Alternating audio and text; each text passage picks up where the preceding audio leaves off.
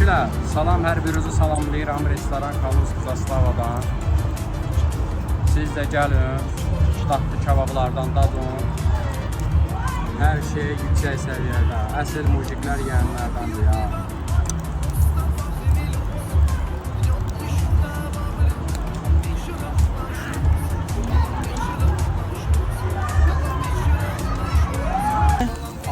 Kişilər, kebablarımız pişməyinə pişir. Bu qonaqlar biraz qızarılmış oxşayırlar da, tam belə qızarılmış. Siz də necə ürəyiniz istəyirsə o formada deyin, siz üçün də o formada eləyək. Gəl bura qalın.